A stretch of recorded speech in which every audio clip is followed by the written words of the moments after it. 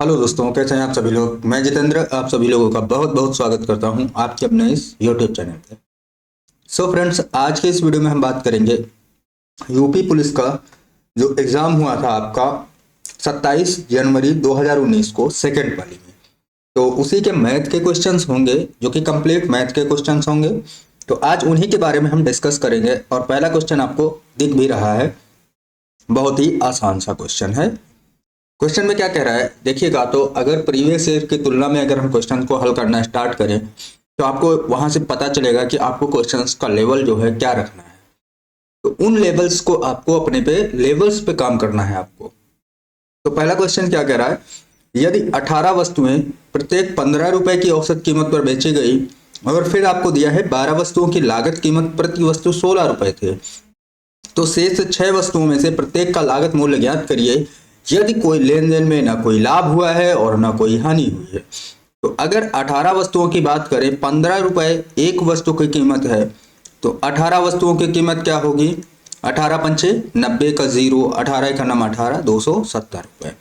Right है। फिर कह रहा है 12 वस्तुओं की कीमत क्या है, 16 रुपए।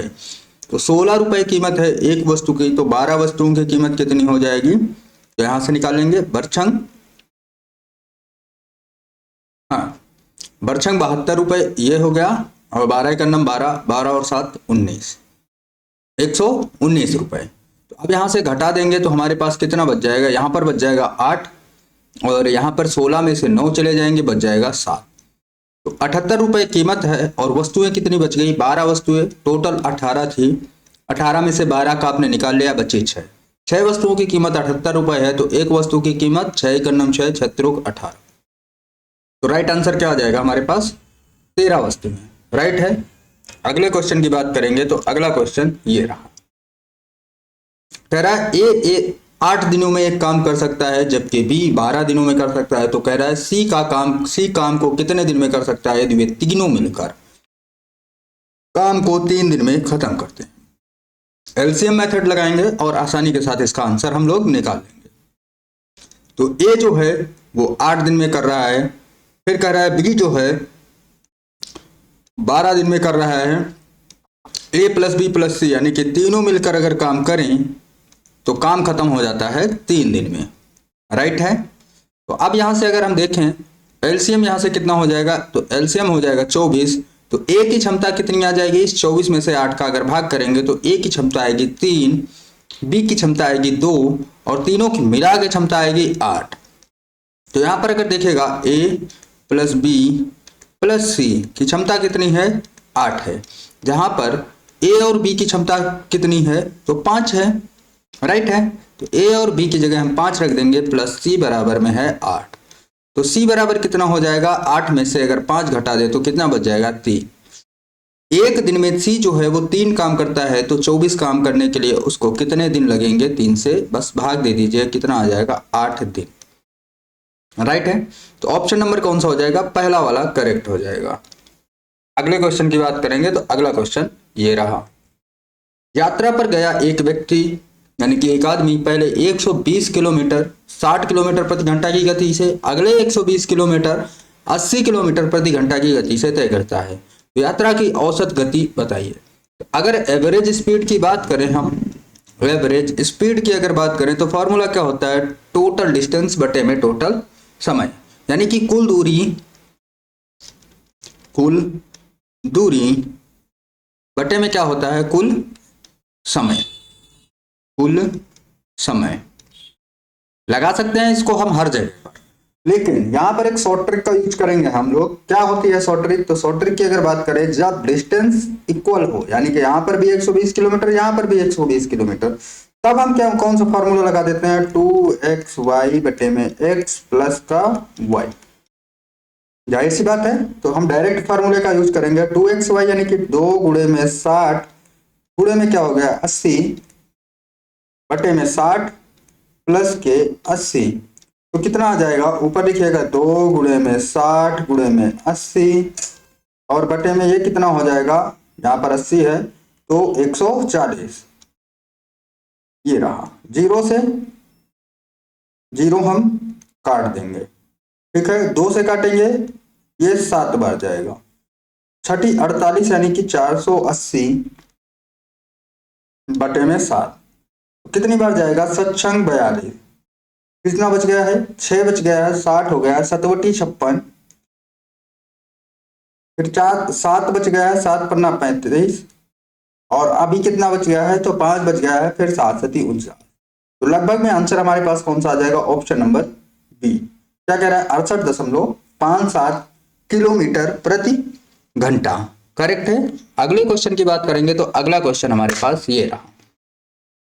कह रहा है दो कारों की गति का अनुपात है 10:11। यदि पहली कार 10 घंटे में 500 किलोमीटर की दूरी तय करती है तो दूसरी कार, तो पहली कार का आपको समय दिया है यानी कि टाइम दिया है कितना? 10 घंटे, और दूरी दी है यानी कि डिस्टेंस दी है 500 किलोमीटर, राइट। तो चाल निकाल सकते हैं यानी कि स्पीड निकाल सकते हैं। स्पीड क्या होती है? Distance is equal divide by time. तो डिस्टेंस है हमारे पास 500 और बटे में 10, तो काट देंगे, कितना आ जाएगा? 50 किलोमीटर प्रति घंटा पहली कार की चाल। अब अनुपात कितना दिया है? 10:11। दो कारों का अनुपात है तो दूसरी की चाल आपको बतानी है। तो पहली की दी है 10, यहाँ के अनुसार कितनी है? 10, और 10 बराबर किसके है? हमारी निकली कितनी थी? 50 के। तो 1 बराबर किसके हो जाएगा? 5 के। इसी तरह 11 बराबर किसके हो जाएगा? 11 गुणे में 5 यानी कि 55 किलोमीटर प्रति घंटा करेक्ट है। तो ऑप्शन कौन सा सही हो जाएगा? Option number B. बहुत आसान से सवाल है। अगला क्वेश्चन ये रहा। 9 सेंटीमीटर त्रिज्या वाले एक गोला 3 सेंटीमीटर त्रिज्या वाले एक बेलन के रूप में ढाला गया, तो बेलन की ऊंचाई क्या होगी? तो सबसे पहली बात है, गोला और एक गोले से और एक बेलन बनाया गया। जितनी धातु गोले में लगी होगी उतनी ही धातु किस में लगी होगी? बेलन में लगी होगी। तो हम यहां पर क्या लिख सकते हैं? गोले का आयतन बराबर किसके होगा? बेलन के आयतन के। बेलन का आयतन, ठीक है। तो गोले का आयतन क्या होता है? 4/3 पाई आर क्यूब, ठीक है। बेलन का आयतन क्या होता है? तो बेलन के आयतन की बात करें तो पाई आर स्क्वायर एच, राइट बात है। अब देखो यहां से पाई आपका कट जाएगा वैसे भी, तो बचेगा क्या? आप गोले का त्रिज्या कितना है? 9 सेंटीमीटर, और बेलन का त्रिज्या कितना है? 3 सेंटीमीटर। बस आपको फॉर्मूले में रख लेना है। 4/3 पाई आर क्यूब होता है। आर कितना है? 9 इंटू में 9 बराबर में क्या हो जाएगा हमारे पास? इसकी आर कितनी है? तो 3 गुणा में 3 गुणा में एच। बस आपको एच निकालना है, ठीक है। 3 तक का 9, 9 से 9 पूरे कट गए, फिर 3 से काटेंगे, ये भी 3 कट जाएंगे, नत्रुक 27, और 27 का गुणा 4 से, 4 7 28, 27 चौकों की तरह होता है 108। राइट आंसर कौन सा हो जाएगा हमारे पास? 108 सेंटीमीटर हो जाएगा, करेक्ट है। अगले क्वेश्चन की बात करेंगे। अगला क्वेश्चन ये रहा हमारे पास। तो अगले क्वेश्चन में क्या कह रहा है? 6 से विभाजित होने वाली सबसे छोटी 4 अंकों की संख्या के अंकों के योग और 11 से विभाजित होने वाली सबसे छोटी 5 अंकों वाली संख्या के योग का गुणनफल ज्ञात करिए, ठीक है। तो 6 से विभाजित होने वाली 4 अंकों की सबसे छोटी संख्या, तो सबसे पहले 6 से विभाजित होने के लिए क्या होना चाहिए? सब 4 अंकों की सबसे छोटी संख्या हमारे पास कौन सी बन जाएगी? 1 2 3, ठीक है, हो गई 4 अंकों की। अब देखो इसको तुमको पता करना है कि 6 से विभाजित कैसे होगी। तो 6 से विभाजित करने के लिए 6 से भाग दीजिए इसमें। 6 एकम 6 बचा हमारे पास 4, 40, 6 छाक 36, फिर 6 छाक 36 हो गया, फिर 36 यहाँ पर लिख देंगे, फिर से बचा 40, फिर 6 छाक 36, फिर से हो गया 36, अभी कितना बच गया? 4 बच गया। अगर इस 4 की जगह हमारे पास कितना बचा होता? तो अगर 4 की जगह 2 बचा होता तो हमारे पास ये पूरी कट जाती। तो कहने का मतलब 1000 तो होगा ही हमारे पास संख्या। 6 से कटने वाली सबसे छोटी संख्या कौन सी बन जाएगी? 1002, ठीक है। ये बन जाएगी हमारे पास 6 से कटने वाली सबसे छोटी संख्या।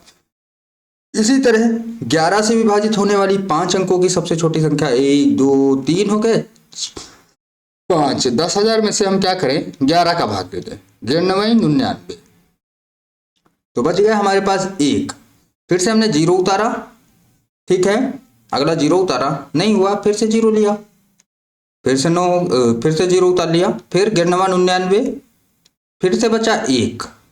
अब क्या करें, इस 1 को 11 बनाना है, मतलब इस संख्या में हमको कितना जोड़ना चाहिए था, 10 जोड़ना चाहिए था। तो हमारे पास क्या हो जाती संख्या जो है वो ये बन जाती 11 से विभाजित होने वाली सबसे छोटी संख्या। तो 11 से विभाजित होने वाली सबसे छोटी संख्या हमारे पास क्या बन जाती, तो अगर यहां पर देखें 6 से विभाजित होने वाली हमारे पास संख्या कौन सी बन गई, 6 से विभाजित होने वाली सबसे छोटी संख्या ये है 1002। 11 से विभाजित होने वाली सबसे छोटी संख्या ये रही। अब इसके बाद क्या कह रहा है, संख्या के योग का विभाजित संख्या के अंकों के योग का और 11 से विभाजित होने वाली छोटी 5 अंकों की संख्या के वाली अंकों के योग का गुणनफल ज्ञात कीजिए। यहाँ पर अंकों का योग कितना होगा 2, यहाँ पर अंकों का योग कितना होगा 3, तो दोनों का गुणनफल निकालना है, 2 × 2 में 3। आंसर हमारे पास कितना आ जाएगा, तो आंसर हमारे पास कौन सा आ जाएगा, ऑप्शन नंबर सी, यानी कि 6 जो है वो करेक्ट आंसर हो जाएगा।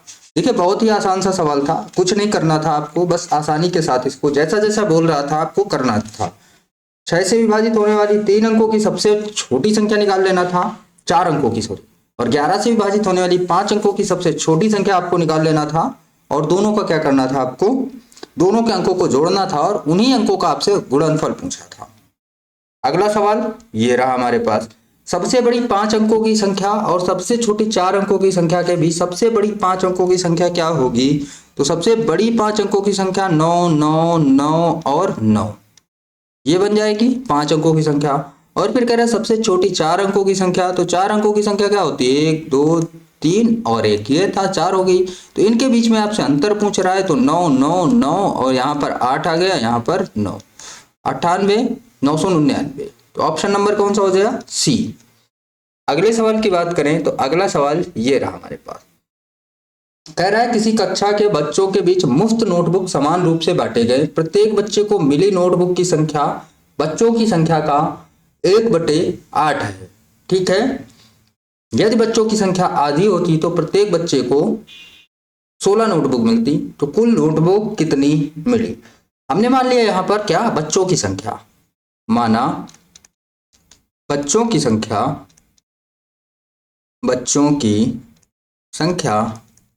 वो जो है वो क्या है, x, ठीक है।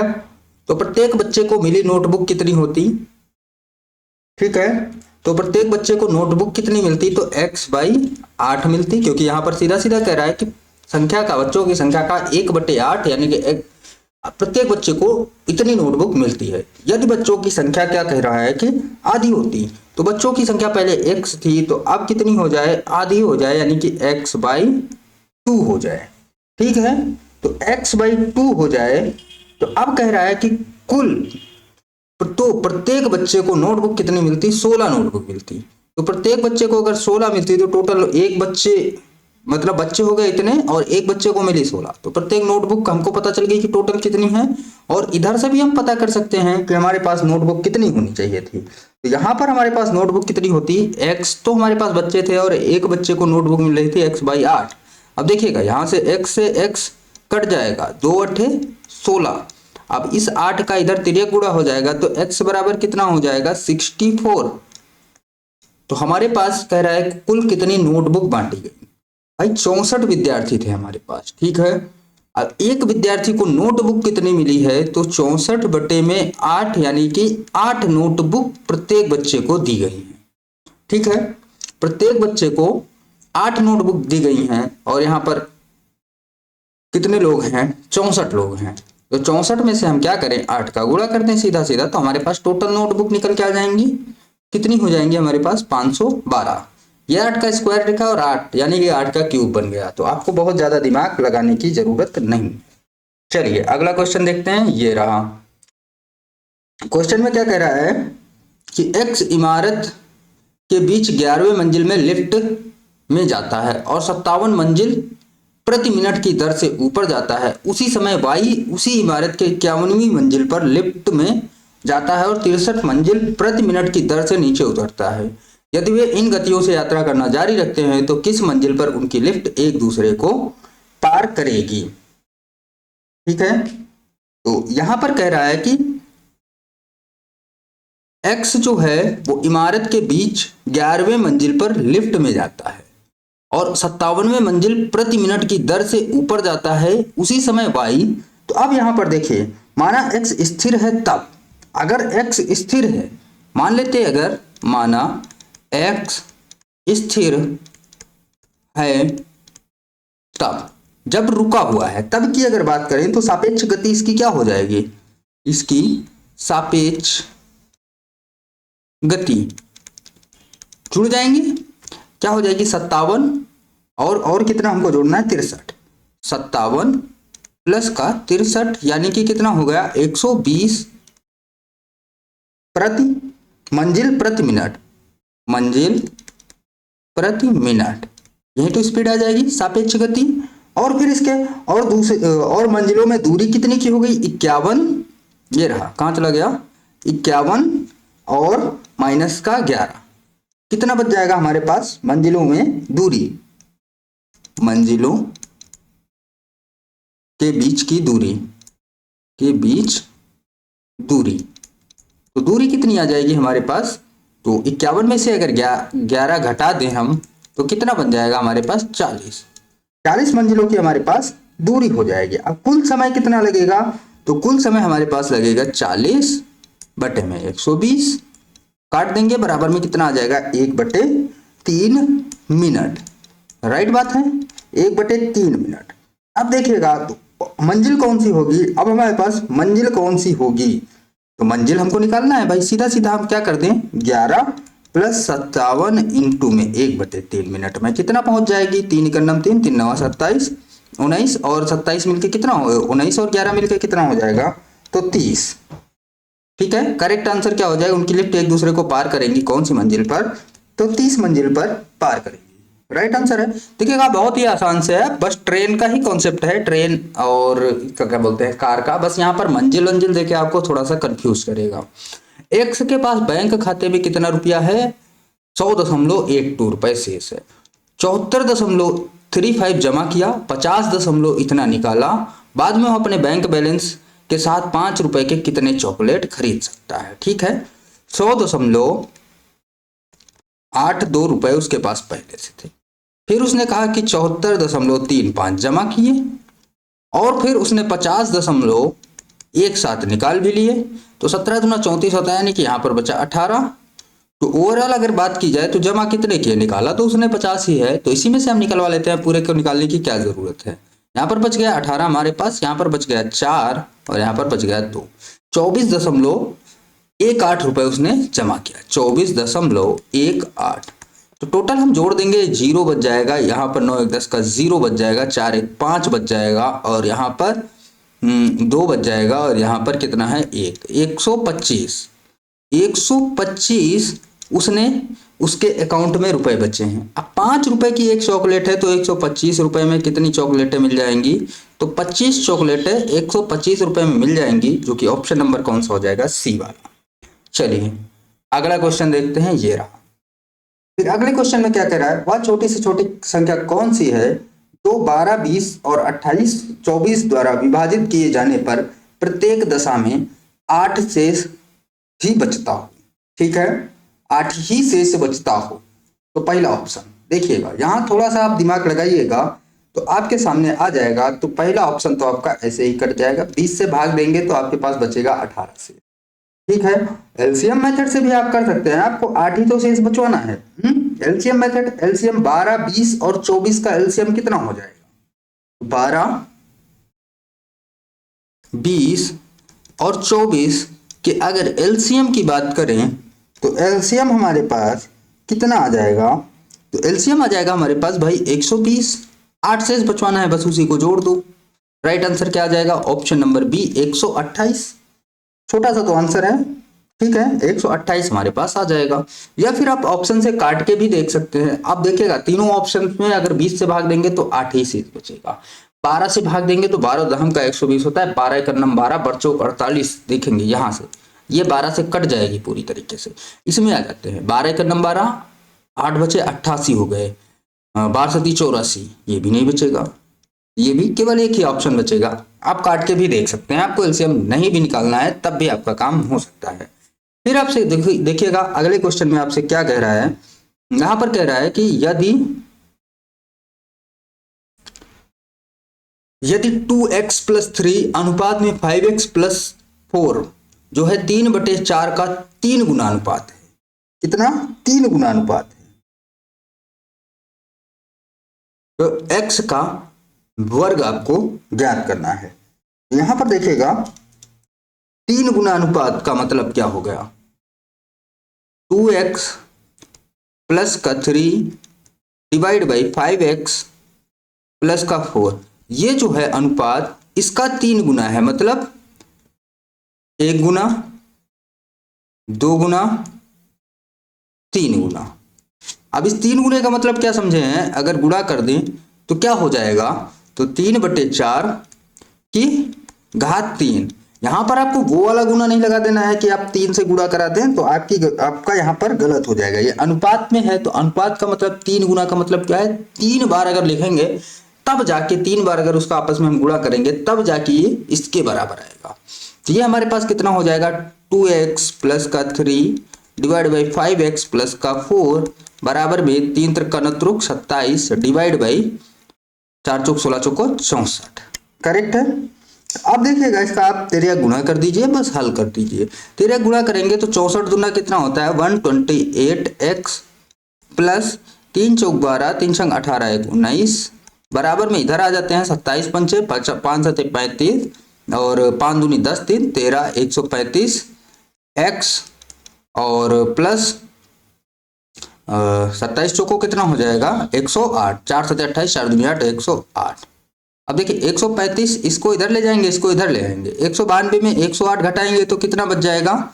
192 में से अगर 108 घटाएंगे तो बच जाएगा हमारे पास 84 और उधर 135 में से 128 घटाएंगे तो बचेगा 7x। 7 से काट देंगे तो 12 7 84, तो x बराबर कितना आ गया? 12। और पूछ रहा है कि x का वर्ग क्या होगा, यानी कि 12 का वर्ग कितना हो जाएगा? 144, जो कि हमारे पास राइट आंसर हो जाएगा option number C. Next question की बात करें तो ये रहा। एक परीक्षा में एक छात्र ने 85% अंक प्राप्त किए। 4 विषय में उसने उसके अंक जो क्रमशः है 79 81 88 94 थे। तो 5वें विषय में कह रहा है कि अंक टोटल कितने होंगे। ठीक है, 85% अंक प्राप्त किए मतलब 85 का औसतन है। तो 5 विषय में उसने 85 प्राप्त किए, तो 5 विषय में उसने टोटल कितने प्राप्त किए थे? 5 गुणे में 85 कर दो बस। 5 25 5 8 40 40 2 42 425 नंबर उसने टोटल प्राप्त किए हैं। अब 4 विषय में उसके नंबर हैं 7 9 है 8 1 है फिर 8 8 है और फिर 9 4 है। ऐड कर दीजिए 9 1 10 10 8 18 4 22 हासिल आए 2 8 8 16 16 2 18 18 7 25 25 और 9 34 342 नंबर उसको मिले हैं 4 विषय में। तो 5वें विषय में 425 में से 342 घटा दीजिए, आंसर कितना बच गया हमारे पास? 3 यहाँ पर बच गया और यहाँ 12 में से यहाँ 8 बच गया। तो कितने नंबर मिल गए उसको? 5वें विषय में 83 नंबर उसको मिले हैं टोटल। ओके, अगले क्वेश्चन की बात करें। अगला क्वेश्चन ये रहा। अगले क्वेश्चन की बात करें तो अगला क्वेश्चन हमारे सामने ये रहा। कुछ वस्तुओं को उसने लागत मूल्य से 25% ऊपर अंकित किया गया था। इस तरह की वस्तुओं में से एक को अंकित मूल्य पर 20% लाभ लेकर बेचा गया और एक दूसरी वस्तु को अंकित मूल्य पर 10% की हानि लेकर बेचा गया। कुल प्रतिशत लाभ या हानि बताइए। ठीक है, तो कुछ वस्तुओं को उनके लागत मूल्य से 25% ऊपर अंकित किया गया। ठीक है, 100 रुपए मान लेते हैं लागत मूल्य था, 25 रुपए ऊपर यानी कि 125 रुपए हो गया उनका एमआरपी। ये हो गया हमारे पास सीपी।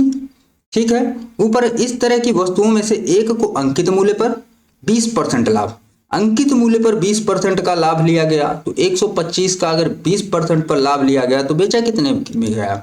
120% में बटे में 100। 25 पंचे 120 25 होता है, 25 चौको 100 होता है, 4 से काटेंगे 4 तिया 12 3 5 15 यानी कि कितने में बेच दिया गया? 150 रुपए में बेचा गया। राइट है। और एक दूसरी वस्तु को अंकित मूल्य पर 10% की हानि लेकर बेचा गया। दूसरी वस्तु को अंकित मूल्य पर 10% की हानि मतलब 90/100 में बेचा गया। 25 पंचे 125, 25 चौको 100। ठीक है, अभी देखेंगे तो 45 यानी कि 450 बटे में 4 से काटेंगे, 4 इकन्नम 4 हो गया, फिर 4 इकन्नम 4 हो गया, 4 दूनी 8 हो गया, और 4 दूनी 8, 4 पंचे 20। तो 112.5 रुपए में इसको बेचा गया। टोटल अगर ओवरऑल बात करें तो उसको प्रॉफिट कह रहा है कि उसको लाभ कितने का हुआ है। ठीक है, तो लाभ यहाँ पर अगर हम देख लें तो इसने बेचा भाई कितने की है, 150 और 112, टोटल कितना हो गया 262.5 रुपए। 262.5 रुपए उसको बेचने से मिले। उसने एक वस्तु की कीमत 100 रुपए थी, तो दो वस्तुओं की कीमत कितनी हो गई 200 रुपए। 200 रुपए पर 62.5 का प्रॉफिट हुआ कितने पर, 200 पर। गुणे में कर देंगे 100, जीरो से जीरो कट गया, इधर एक जीरो और बढ़ा लेते हैं। चलो 2 जीरो से 2 जीरो कट गए, आप काटेंगे 2 से। 2 तिया 6, 2 इकन्नम 2, 2 दूनी 4, 2 पंचे 10। अभी हमारे पास बटे में 10 था, तो इसका आंसर कितना आ जाएगा, तो 31.25% का क्या मिला है उसको, तो 31.25% का उसको प्रॉफिट मिला है। क्लियर सी बात है। अगले क्वेश्चन पे देखेंगे, ये रहा अगला क्वेश्चन। कह रहा है 30% और 10% की दो अनुक्रमिक छूट देने के बाद एक वस्तु 945 रुपए में बेची जाती है। ठीक है, अगर आप इसको एकल छूट में बदलना चाहें तो भी आप बदल सकते हैं, अगर आप नहीं बदलना चाहते हैं तो भी आपको कोई दिक्कत नहीं होगी। तो कह रहा है वस्तु का लागत मूल्य बताइए। ठीक है, दो डिस्काउंट हैं, सक्सेसिव डिस्काउंट 30% और 40%, 30% और 10% की दो अनुक्रमिक छूट देने के बाद एक वस्तु 945 रुपए में बेची जाती है। तो वस्तु का लागत मूल्य आपको बताना है। तो देखिए यहां पर हम क्या लगा देंगे, यहां पर छूट हमारे पास कितनी, पहले तो माइनस का 30% की छूट, फिर माइनस का 10% की छूट, फिर माइनस माइनस क्या हो जाएगा प्लस 30 गुणा में 10 बटे में 100, जीरो से जीरो कट गए। अब 10 40, 40 में से 3 घट गए तो कितना बचे, 37% की छूट दी गई। जब 37% की छूट दी गई है तो बेचा कितने में गया होगा, एसपी कितने में आया होगा, 37% की छूट यानी कि डिस्काउंट दे दिया गया, तो बेचा कितने में गया होगा 63% में। और वहीं आपको कितना दिया है 945, तो 5 कन्नम 5 कितनी बार चला जाएगा भाई, पूरा पूरा जाएगा ये। ठीक है, 15 छक्का 90, 15 तिया 45, 15 बार पूरा पूरा जाएगा। तो 1% बराबर कितना आ जाएगा 15, तो 100% बराबर कितना आ जाएगा, तो 1500 आ जाएगा। राइट बात है। तो यहाँ पर आंसर कितना आ जाएगा 1500। थोड़ा सा क्वेश्चन इसका ऐसा होना चाहिए था कि डिस्काउंट यहाँ पर जो लागत मूल्य है, लागत मूल्य की जगह पर होना चाहिए था एमआरपी मूल्य, क्योंकि छूट हमेशा एमआरपी पर दी जाती है, लेकिन ये कुछ भी करवा सकते हैं भाई, ये लागत पे भी छूट दिला सकते हैं। ठीक है, लागत मूल्य मतलब होता है क्रय मूल्य, और क्रय मूल्य पर कभी छूट नहीं दी जाती है, इतना सभी को पता है। लेकिन ऐसा क्वेश्चन आया था तो आपको करना चाहिए। अंग्रेजी में भी सेम लिखा है और उसमें भी सेम लिखा है। ठीक है, नेक्स्ट क्वेश्चन की बात करें तो नेक्स्ट क्वेश्चन ये रहा, 10% ब्याज पर 2 वर्ष की अवधि के लिए एक निश्चित मूलधन पर साधारण ब्याज चक्रवृद्धि ब्याज में अंतर 1 रुपए कम है। मतलब ब्याज में अंतर, 2 वर्ष का ब्याज क्या होता है, PR² डिवाइड बाई 100²। ये तो होता है 2 वर्ष के लिए साधारण ब्याज CI माइनस SI में डिफरेंस 2 वर्ष के लिए, और यहाँ पर 1 रुपए का अंतर है। P तुमको निकालना है, तो P इंटू में R कितना है 10 इंटू 10 बटे में क्या हो जाएगा 100 इंटू में 100, जहाँ पर 100 पूरी तरह से कट जाएगा तो P बराबर कितना आ जाएगा, P बराबर आ गया 100%। तो मूलधन ही आपसे पूछा है, जो कि ऑप्शन नंबर कौन सा है, ए वाला। डायरेक्ट फार्मूला है, अगर आप अच्छे से लगाए होंगे तो आपको फार्मूला अभी भी याद होगा। अब यहाँ पर कह रहा है 3 वर्ष के लिए साधारण ब्याज के बीच अंतर निकालना है। ठीक है, 3 वर्ष का अंतर, तो 3 वर्ष का डिफरेंस क्या होता है मेरे भाई, तो 3 वर्ष का डिफरेंस थोड़ा सा बड़ा होता है। 3 वर्ष का फॉर्मूला थोड़ा सा बड़ा होता है, और जो बड़ा फॉर्मूला होता है वो मैं आपको याद करने के लिए बिल्कुल नहीं। यहाँ पर देखिए 10% 2000 रुपए, 10% अगर इसका पहले साल हम निकालेंगे तो कितना आ जाएगा 200 रुपए। फर्स्ट ईयर अगर ब्याज की बात करें तो 200 रुपए। ठीक है, 10% मतलब 1/10, सीधा सीधा 10 कट जाएगा। फिर दूसरे साल बात करें तो 200 रुपए तो आएगा ही, प्लस इस 200 रुपए का भी तो 1/10 आएगा, वो कितना आ जाएगा 20। फिर तीसरे साल तीसरे साल में देखो 200 रुपये तो आएगा ही, प्लस इस 200 पर 20 रुपये, फिर इस 200 पर 20 रुपये, फिर इस 20 पर 2 रुपये। बस मेरे भाई यही अंतर है, आपको कोई फार्मूला नहीं याद करना। 20 3 60 2 62 रुपये का अंतर। ये देखिएगा, बिना फॉर्मूले के भी आप आसानी से कर सकते हैं। आपका जैसे 2 साल का है तो 2 साल पे आप रुक जाइए, 3 साल का है तो 3 साल पे रुक जाइए, 4 साल का है तो 4 साल पे रुक जाइए। कुछ नहीं करना होता है, बहुत ही आसानी के साथ आप के सारे सवाल हल हो जाते हैं। ये रहा क्वेश्चन। 3 साझेदार XYZ ने लाभ साझा किया तो कुल लाभ कितना है? 3000 रुपये। एक्स का हिस्सा जेड की तुलना में 400 कम है। देखो एक्स, वाई और जेड। एक्स का हिस्सा जेड की तुलना में 400 कम है, वाई का हिस्सा जेड की तुलना में 200 कम है। मान लेते हैं जेड का हिस्सा एक्स था, ठीक है, वाई का हिस्सा जेड की तुलना में 200 कम है, तो जेड वाई को कितना मिला? x minus 200। और फिर देखिए एक्स का हिस्सा जेड के हिस्से से 400 कम है, तो x माइनस का कितना आ जाएगा? 400। और सभी का योग बराबर किसके है? इस 3000 के, तो सभी को जोड़ दीजिए। x x x मिलके कितना हो गए? 3x माइनस का 600 बराबर में कितना है? 3000। तो ये उधर चला जाएगा, 3600 हो जाएगा। 3x बराबर कितना हो गया? 3600।